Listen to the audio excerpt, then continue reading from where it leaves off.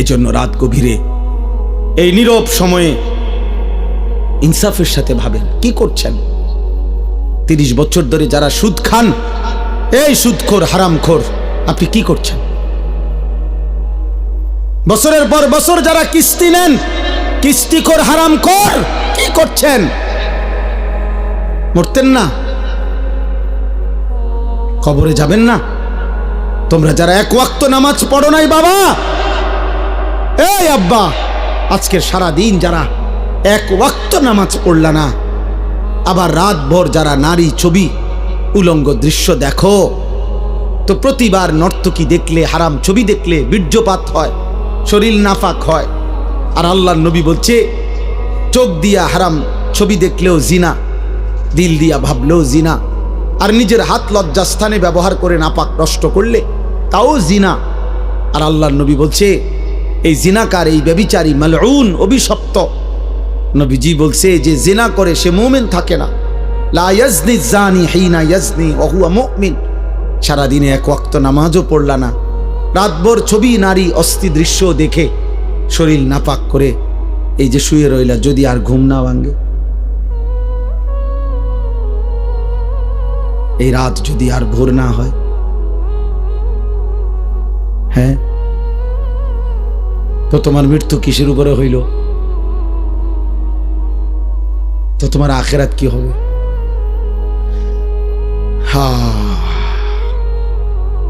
আমার একজন আপনজন এরকম, উনি ভালো মানুষ ছিলেন, কিন্তু এই রাত্রিবেলা দরজা বন্ধ কইরা, লাইট বন্ধ কইরা স্বাভাবিকভাবে ঘুমাইছেন। সকালবেলা দরজা খুইলা ভাঙ্গা দেখছে উনি ঘুমের মধ্যেই মরে আছে। দুনিয়াবি পরিচিতি, সুখ্যাতি, জনপ্রিয়তা, পদ পদবি, এগুলো দুনিয়াবি ধোঁকা। এগুলো দুনিয়া যাদের দরকার, ক্ষমতা যাদের দরকার, দুনিয়ায় যারা মাতবরি করতে চায় তাদের লাগবে এগুলো। আখিরাতের জন্য এগুলার 2 পয়সারও কোনো মূল্য নেই। বরং আখিরাতে ঈমান, আমল, সেজদা, তাকওয়া, গুনাহমুক্ত জীবন, এটারই দাম, এটারই দাম। ইয়াউমা লা ইয়ানফাউ মালুন ওয়ালা বানুন। আল্লাহ তাআলা কোরআনে বলছেন, সেদিন আখিরাতে কোনো মাল কোনো উপকারে আসবে না, সন্তানাদিও কোনো উপকারে আসবে না। ইল্লা মান আতাল্লাহা বিকলবিন সালিম। গুনাহমুক্ত, শিরিক মুক্ত, এক পবিত্র আত্মা নিয়ে, ঈমান আমলে ভরা, আল্লাহ তাআলার মহব্বত মারেফাতে ভরা এক দিল নিয়ে যে আসবে, সেই কেবল সেদিন উপকার হবে। কোরআনুল কারীমে আল্লাহ বলছেন, ফাইযা নুফিখা ফিস সূর ফালা আনসাবা বাইনাহুম ইয়াওমাইদিন ওয়ালা ইয়াতাসাআলুন। আল্লাহ বলেন, ইসরাফিল যখন ফু দিবে আর হাসরের মাঠ কায়েম হবে, সেদিন কোনো মানুষ কাউকে একজন আরেকজন বন্ধুত্বের, বংশের, আত্মীয়তার কোনো পরিচয় দিবে না। ওয়ালা ইয়াতাসাআলুন, কেউ কাউকে ভালো মন্দ কিছু জিজ্ঞেস করবে না। কসম খোদার বাপ, এটা কোরআনের আয়াত। কেউ কাউকে কিছু বলবেন, আপনি কোন বাড়ি দুনিয়ার যে আসিলেন ভাই, আপনি কোন বাড়ি জানি আসিলেন, আপনি কোন বাড়িতে আসিলেন, দেখেন না অবস্থা হাসরের মাটির, কি ইতান কথা কইতে আসছে, কোন বাড়ি দিয়া করবি কি বেড়া? তাইলে এগুলোর কোনো পাত্তাও নাই, কেউ জিজ্ঞাসাও করবে না, কেউ না। ইয়াউমা ইয়াকুমুন নাসু লিরাব্বিল আলামিন। প্রতিটা মানুষ মহান আল্লাহ পাকের সামনে দাঁড়িয়ে থাকবে। নবীজি বলছেন, মাউদাউ কাদামিন, এই পাওটা রাখতে যেটুকু জায়গা, ঠিক এতটুকু জায়গায় বরাদ্দ, আর এক সুতা সামনে পিছনে ডানে বামে আগাইতে পারবেন। এভাবে যতক্ষণ পর্যন্ত, যতদিন পর্যন্ত হাসরের মাঠের বিচার কাজ চলে, এভাবে দাঁড়াই থাকতে হবে। আর হাসরের ময়দানের একদিন, আল্লাহ কোরআনে বলছেন, একদিন বাবা, ভাই, নওজোয়ান ছেলে, মনে রাখো দোস্ত, কোরআনের আল্লাহ নিজে বলছে, একদিন হলো 50 আলফা সানা, 50,000 বছর। হাসরের ময়দানের একদিনের দৈর্ঘ্য সমান 50,000 বছর। এভাবে যতদিন, যদি 10 দিন চলে, যে বিচার কাজটা চলবে মোট 10 দিন, মনে করেন আল্লাহ বলল, তাহলে এই 10 50,000-এ যাটা। এবার আমনে সিরিয়াল পরে যখন তখন, হ্যাঁ, পুরাটা সময় 50,000 না, একদিন 50,000, একদিন। ফাকাইফা তাত্তাকুনা ইন কাফারতুম ইয়াওমান ইয়াজআলুল বিলদানা শিবা। কোরআন শরীফে আল্লাহ বলছে, বান্দা তুমি এই যে নাফরমানি করছো প্রতিনিয়ত, চুরি ডাকাতি, জিনা, ব্যভিচার, মদ, জুয়া, সুদ, ঘুষ, আহা এক ওয়াক্ত নামাজ পড়ছো না বান্দা, সারাদিন চলে যায়, 5 ওয়াক্ত নামাজ, একটা সিজদাও দাও না, 365 দিনের এক বছরে কোনো দিন ফজরের নামাজ জানো না মুসলমান, কখন ওয়াক্ত হয়, কখন সূর্য ওঠে, কখন সুবহে সাদিক হয়। আল্লাহ বলেন, এই যে নাফরমানি করছো বান্দা, কুফর করছো, শিরিক করছো তোমরা, আমার সেই হাসরের দিন কেমনে বাঁচবা যেদিন একদিনে, আল্লাহ বলছে কোলের বাচ্চা একদিনের কষ্টে, যন্ত্রণায়, পেরেশানিতে বুড়া হয়ে যাবে। খোদার কসম, কোরআন শরীফের আয়াত। ইয়াউমান ইয়াজআলুল বিলদানা শিবা, একটা ছোট্ট মাসুম বাচ্চা সেদিন একদিনেই বুড়া হয়ে যাবে। আমার কাছে কিতাব আছে, মৌত কে পুর আসরার ওয়াকিয়াত, উর্দু কিতাবে মোটা, আমি পড়ছি। সেখানে ঈসা আলাইহিস সালাম আল্লাহর হুকুমে তিনি মানুষকে কবর থেকে তুলতে পারতেন, এটা ওনার একটা মুজিজা ছিল। তো ঈসা আলাইহিস সালাম একদিন নূহ আলাইহিস সালামের একজন বংশধর ওনাকে কবর থেকে উঠাইছিলেন, উঠাইয়া দেখছেন, তো ওনাকে জিজ্ঞেস করছেন, আপনি পৃথিবীতে কতক্ষণ ছিলেন? হচ্ছে 450 বছর। তো বলছে, আপনার চুল দাড়ি সাদা হয়েছে কখন? ওই কিতাবে লিখছে, নূহ আলাইহিস সালামের বংশধর বলছে, হে নবী ঈসা, 450 বছর দুনিয়ার হায়াতে কোনোদিন আমার চুল দাড়ি সাদা হয় নাই, কিন্তু শুধু কেবল মালাকুল মউত আজরাইল যখন জান কবজ করে ওই মুহূর্তে যে মৃত্যুর যন্ত্রণাটা হয়েছে, ওইটুকু যন্ত্রণায় ওই কয়েক মিনিটেই আমার 450 বছরের কালো চুল সাদা হয়ে গেছে। ওয়াজাআত সাকরাতুল মাউত বিল হক।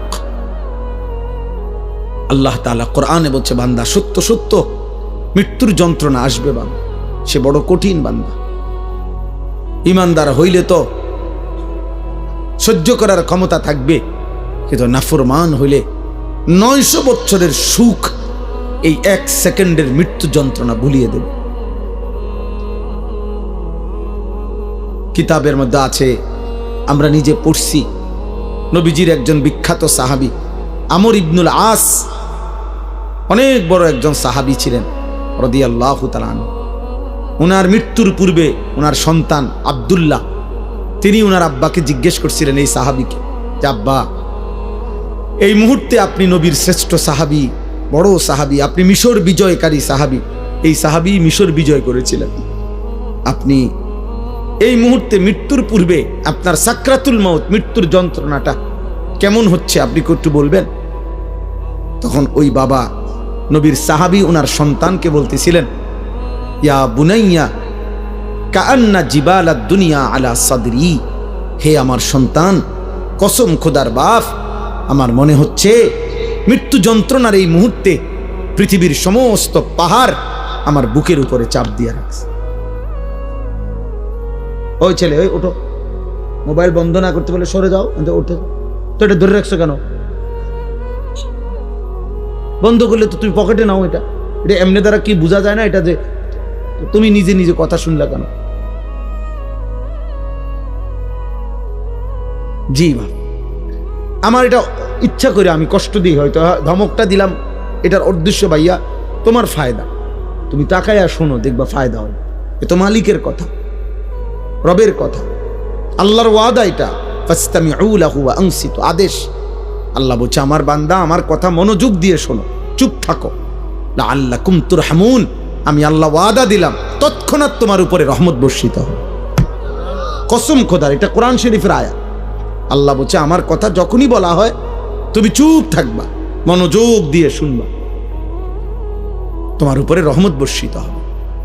রহমত বর্ষিত হবে মানে আল্লাহ তোমাকে আমলের তৌফিক দিবে, আল্লাহর কথা মানার যোগ্যতা দিবে। আগে দেখবেন এই আপনাদের আমলে, মুরব্বীদের আমলে, আগে যখন ওয়াজ করতো হুজুররা, মুরব্বী হুজুররা আমাদের, ওনারা বলতো কথা, বয়ান কুদ্দুর ফরপরে কইতো, গভীর মনোযোগ কইতো না, কথা দিলের কান দিয়ে শোনেন, আগে এটা বলতো, মানে মনোযোগ দিয়ে শোনো, আল্লাহর কথা দোস্ত, একদিনে সবাই বদলাবে না। একদিনে কেউ জুনায়েদ বাগদাদি হয় না, একদিনে কেউ বাইজিদ বোস্তামি হবে না। উনি নিজেও একদিনে হয় নাই। বাইজিদ বোস্তামি একদিনে বাইজিদ বোস্তামি হয়ে গেছে।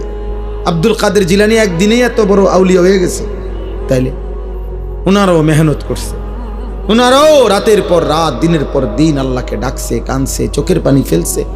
তো বিনিময় আল্লাহ তাআলা তাদেরকে সাইয়্যিদুল আউলিয়া বানায় দিছে, আউলিয়াদের সর্দার বানায় দিছে। এজন্য আল্লাহর কথা দিল দিয়া শুনবে। বাবা, তোমরা অনেক ছেলে আসো যারা কোনোভাবেই মনে করতেছো বাবা কোনোভাবেই আল্লাহর কথাকে পাত্তা দাও না। মনে রাখো আব্বা, এটা বাস্তব কথা হইল, এটা তোমার কিন্তু সুখের চিহ্ন না, তোমার উপরে আল্লাহর লানত, বদনসিব। আমার ভাই, আমার কথা মনে করো। তুমি একটাবার ভেবে দেখো, আপন মা বাপ পর্যন্ত তুমি 365 দিনে, খোদার 1 বছর কোনোদিন ফজরের নামাজ পড়লা না, অথচ তোমার মা বাপ জীবিত ঘরে আছে, ওরাও তোমারে কোনোদিন ডাকলো না। আহা, এভাবে প্রতিটা ভোর তোমার জীবন থেকে সেজদা ছাড়া চলে যায়। অথচ কিতাবের মধ্যে আছে সকালবেলার কুত্তা আল্লাহর কাছে বলে, মাওলা এই চোখে যেন আমি প্রথম কোনো বেনামাজিকে না দেখি। আহ, তোর মতো নাফরমান কুত্তাও দেখতে চায় না, তোরে কুত্তা ঘৃণা করে, কুত্তা। কার জন্য সাজলি বেটা? কি এর পাউডার লাগাইছো? কিসের চুলের ফ্যাশন করছো? কে দেখে তোমাদের এই চুল চেহারা? তোমার সমবয়সী কিছু অসৎ বন্ধু ছাড়া, তোমার সময় না তোমার লগে ঘুরে গাড়ে এরকম কিছু ফালতু ছেলে ছাড়া তোমার চুল চেহারার প্রশংসা কোনো ভদ্রলোক, কোনো ইমানদার জীবনে করছিল? তোমার বিবেক থাকলে কও।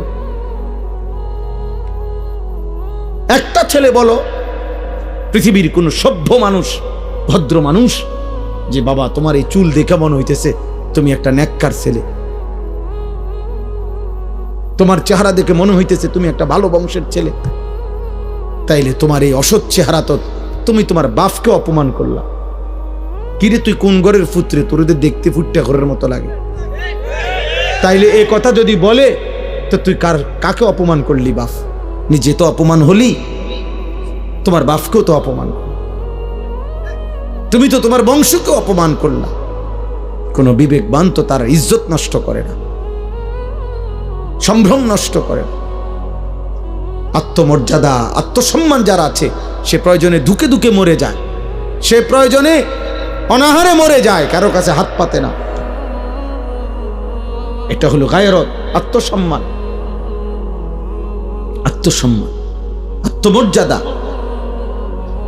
গায়রত। এটা এক মানুষের শ্রেষ্ঠ সম্পদ, এটা আত্মসম্মান, আত্মমর্যাদা। এটা অহংকার না।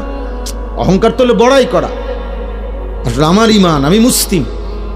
কাফের বেঈমানেরটা যত সুন্দর লাগুক, ওদের কাছে সুন্দর। আল্লাহ কোরআনে বলছেন, ইন্নামাল মুশরিকুনা নাজাস, সমস্ত মুশরিক নাপাক। অতএব বেটা, মুশরিকের চুল চেহারা, মুশরিকের লেবাস পোশাক, মুশরিকের আচরণ উচ্চারণ, মুশরিকের খাদ্য খাবার স্টাইল সব নাপাক, সব নাপাক, সব নাপাক। স্টাইল দেখাস বেটা, তুই কোথায় পড়ালেখা করছ বেটা? আহাম্মক, কোন বেঈমানের মতো চুল রাখছ বেটা? কি পড়ালেখা করলি বেটা? কি ঘোড়ার ঘাস পড়লি? কলেজে তো আমরাও পড়ছি বেটা। আমি তো কুমিল্লা ভিক্টোরিয়া কলেজের ছাত্র, আমি তো কুমিল্লা ভিক্টোরিয়া কলেজ থেকে মাস্টার্স পাস করছি। সার্টিফিকেট দেখবা, চলো আমার লগে। আত্মসম্মান থাকবে না? আমি মুসলমান, আমার বাবা মুসলমান, আমার চুল কেন হবে বেঈমানের মতো? আমি ইমানদারের ঘরে জন্ম নিছি, আমি কেন পেশাব করে পানি নেব না? তুমি কুকুর, তুমি হাইওয়ান, তুমি জানোয়ার, তুমি কা পেশাব করে পানি নাও না? তুমি কোনোদিন কুত্তা দেখো নাই? তুমি দেখো না কুত্তা পেশাব করে পানি নেয় না? তুমি দেখো না কুত্তা কোনোদিন টয়লেট পেপার ব্যবহার করে না? তোমার মধ্যে এতটুকু বিবেক থাকবে তো, কি আমি কিতা, আত্মসম্মান তো থাকবে, আত্মপরিচয় তো থাকবে। এই জন্য ইমানদার মরে যায় প্রয়োজনে, ইজ্জত নোয়ায় না। এই 1450 বছরের ভিতরে হাজার হাজার কোটি কোটি ইমানদার পৃথিবীতে বহুবার জালেমের সামনে জীবন দিছে, রক্ত দিছে, শাহাদাতের খুন পান করছে, কিন্তু ইজ্জত দেয় না, সম্মান দেয় না, ইসলামকে বেইজ্জতি হতে দেয় না, বেইজ্জতি হতে দেয়। এক সাহাবী হযরত আব্দুল্লাহ ইবনে হুযাফা আস-সাহামী রাদিয়াল্লাহু তাআলা আনহু, যুদ্ধের ময়দানে সাহাবী বন্দী হইছেন খ্রিস্টান বাহিনীর হাতে। খ্রিস্টান সেনাপতি বহু চেষ্টা করছে ওনাকে ইসলাম থেকে ফিরাইতে, কোনোভাবেই যখন তিনি রাজি হন নাই, সর্বশেষ খ্রিস্টান সেনাপতি বলছে, উত্তপ্ত তেল কড়াইয়ায় গরম করো, আর ওরে উত্তপ্ত কড়াইয়ার তেলে ফেলে ভুনা করে ফেলো। যখন উনাকে উত্তপ্ত তেলের কড়াইয়ার সামনে আনছে, উনি তখন কাঁদতেছিলেন। সেনাপতি তখন ডাক দিয়ে বলছে, কিরে বেটা, এখন কাঁদিস কেন? আমি না তোকে বলছি আমাদের খ্রিস্টান ধর্ম গ্রহণ কর, এখন আবার মৃত্যুর সময় কাঁদো কেন? তখন ওই সাহাবী বলছে, বেঈমান, আমি আল্লাহর কসম করে বলছি, আমি মৃত্যুর ভয়ে কাঁদি না, বরং আমি আমার আল্লাহর কাছে কান্দে কান্দে বলতেছিলাম দিলে দিলে, মাওলা, আপনি তো আমারে কেবল একটা জীবন দিছেন, এজন্য একটাই এখন শহীদ হব। আপনি যদি আমারে 100 বার হায়াত দিতেন, আর আমি যদি 100 বার আপনার রাস্তায় শহীদ হইতে পারতাম। ওই সেনাপতি তখন ছেড়ে দিছে ওনারে, বলছে, হায় হায়, মৃত্যু যাদের এতটা প্রিয় তারা তো মৃত্যু দিয়া কষ্ট দেওয়া হইল না, তাইলে আনন্দ না দেওয়া, ছেড়ে দিছে। তখন হযরত ওমর রাদিয়াল্লাহু তাআলা আনহু যখন তিনি মদিনায় ফিরে আসছেন, এই সাহাবী হযরত ওমর রাদিয়াল্লাহু তাআলা আনহু বলছেন সমস্ত সাহাবীদেরকে যে লাইন ধরো, সব লাইন ধরো। লাইন ধরে বলছে, সর্বপ্রথম আমি ওমর খলিফাতুল মুসলিমিন, তার কপালে চুমা দেব, আর তোমরা ভাই সিরিয়াল সবাই মুহাম্মদ আরবির এই সৈনিক, এই সাহাবীকে তোমরা সবাই কপালে চুমা দিবা। আত্মসম্মান শিখো বাপ, বেঈমান তোমা করে পচায় লাইছে। একটা সামান্য ডুগডুগির মতো একটা বান্দররে যেমনে নাচায়, আহারে বাপ, তোম করে এমনি নাচাইতে আছে। যখন যেই ডিজাইন কয় বেঈমানে, তোমার কাছে ওইটাই পছন্দ হয়, তো তোমারে বান্দরের চাইতে নিকৃষ্ট বানায় লাইছে। বান্দরও তো এত নাচা নাচে না। তোমরা দুশ্মনের কাছে যে পরিমাণ হেরে গেলা, নাচে নাচা শুরু করলো। কতবার বদলাইছো ছেলেরা বাবা বলো? আজকে 1 বছর 2 বছরে কয়বার চুলের ডিজাইন বদলাইছো? কতগুলো জামা বদলাইলা, কত ডিজাইনের প্যান্ট বদলাইলা?